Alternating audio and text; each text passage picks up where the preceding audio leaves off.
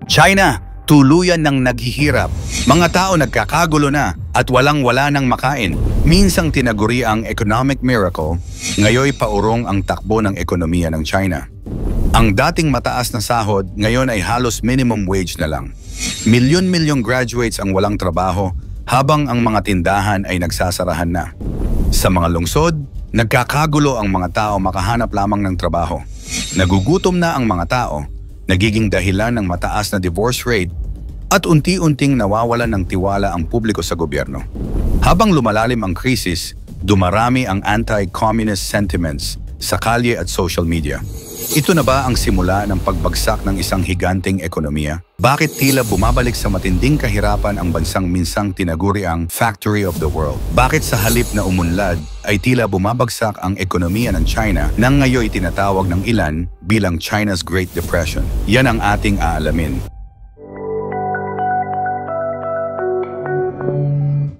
Pagbagsak ng kita at trabaho dahil sa kasalukuyang paghihirap, ang sweldo ngayon ng mga common workers sa China ay bumaba na. Sa sobrang baba, halos kasing laki na lamang ng sweldo noong nakalipas na 10 taon.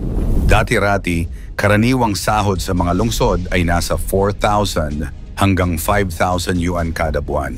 Ngayon, maraming tao ang pumipila para sa trabahong nag-aalok lamang ng 2,000 hanggang 3,000 yuan. May ilan pang pumapayag sa 9 na yuan kada oras. At ang mas masaklap, may ilan na pumapayag sa 6 yuan kada oras. Malayo sa dati sanang average hourly rate na 26 yuan. Para itong bumalik sa panahong ang China ay nasa ilalim pa ng striktong komunismo. Ilang kumpanya ang nagpapagawa ng 12 oras na shift, 6 na araw kada linggo para lamang sa 3,000 yuan buwanan. Ito ay wala pang kalahati ng dating kita ng mga karaniwang manggagawa. Sobrang taas ng unemployment rate sa China ngayon. Hindi lang kabataan ang walang trabaho, pati na rin ang mga middle-aged. Sa datos, halos 90% ng mga nawalan ng trabaho na nasa 40 taong gulang pataas ay hindi na muling nakakahanap ng trabaho. Tila permanenteng wala na silang pag-asa sa workforce. Sa kabilang dako naman, milyon-milyong fresh graduates ang hindi makahanap ng kahit anong trabaho kahit pa sila ay nagtapos sa magagandang universidad. Overqualified pero jobless. Sa mga city square at labor markets, daan-daan ang naghihintay ng trabaho pero 10 lang ang kinukuha sa kada 100 aplikante. Kahit sa mga public places at public libraries, makikita mong puno ng mga taong walang ginagawa. May ilan pa nga na natutulog sa gilid, dala ang kanilang mga resume at umaasa na may tatawag na trabaho. Maraming negosyo ang nagsarahan. Ang pinakamatindi, 93% ng mga physical stores sa ilang lungsod ay tuluyang nagsara. Sa mga mall, iilan lamang ang namamasyal. Ang mga tindero, halos wala ng kita, pero patuloy na nagbabayad ng utang at renta. Ang dating masiglang merkado sa China ay parang ghost town na. Matinding kahirapan at pagkakasira ng pamilya. Ang krisis sa kakulangan sa pagkain. Sa ilang bahagi ng bansa, ang karaniwang pagkain ay 4 yuan lunch boxes na ang laman ay kaunting scrambled egg, patatas, noodles at pickled vegetables. Ang masaklap pa rito, bumaba ng 30% ang bentahan ng bigas. Ibig sabihin, kahit bigas ay tinitipid. Sa kalye, makikita ang mga batang lansangan, estudyante, at matatanda na hindi na kayang bumili ng pagkain. Unti-unti nang gumuguho ang mga pamilya. Sa China, kapag nawalan ng trabaho ang haligi ng tahanan ng mahigit 1 taon, umaabot ng 90% ang chance ng hiwalayan. Araw-araw may mga ulat ng asawang umaalis dahil sa kawalang pag-asa at stress. Hindi na kayang itaguyod ang mga dating gawi at ang simpleng pamumuhay ay hirap ng tustusan. Ang lumalalang epekto sa lipunan. Ang salitang lie flat o tangping ay sumikat sa China, ibig sabihin ayaw na nilang magsikap. Wala nang saysay ang pag-aaral, ang pagtatrabaho at ang pag-asang gumanda ang buhay. Marami sa mga kabataan ay namumuhay sa lansangan, dala-dala ang diploma na tila wala ng silbi. May ilan na bumabaling sa mga iligal na paraan ng pagyaman scams, online fraud o pagsali sa gray areas ng digital world. Habang lumalala ang krisis, unti-unti ring lumalakas ang boses ng mga tumutuligsa sa gobyerno. May mga banner na anti-communist sa mga footbridge. May mga universidad na nagpapalabas ng manifesto na tahasang bumabatikos sa Communist Party. Isa itong babala. Ang galit ng bayan ay hindi na mapipigilan. Ang dahilan sa pagbagsak ng ekonomiya ng China. Ayon sa mga eksperto, hindi ito pansamantalang resesyon lamang. Ang krisis na nararanasan ngayon ng China ay maaaring tumagal ng 2 hanggang 3 dekada, isang henerasyong apektado. Ang 30 to 40% na pagbagsak ng operasyon sa mga pantalan ng Yangtze River Delta ay indikasyon ng humihinang kalakalan, hindi lang lokal kundi pandaigdigan. Ito ang dating tinuturing na economic engine ng buong bansa, pero ngayon ay kumakalam na ang makina. Sa Shanghai, isang pangunahing sentro ng ekonomiya, bumagsak ng 14% ang consumer spending. Isang malinaw na senyales na takot ng gumastos ang mga tao.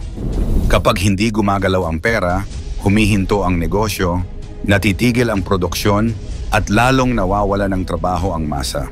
Kung magpapatuloy ang ganitong takbo, mauuwi ito sa malawakang kahirapan, kawalan ng pag-asa, at posibleng kaguluhan sa loob ng mismong bansa.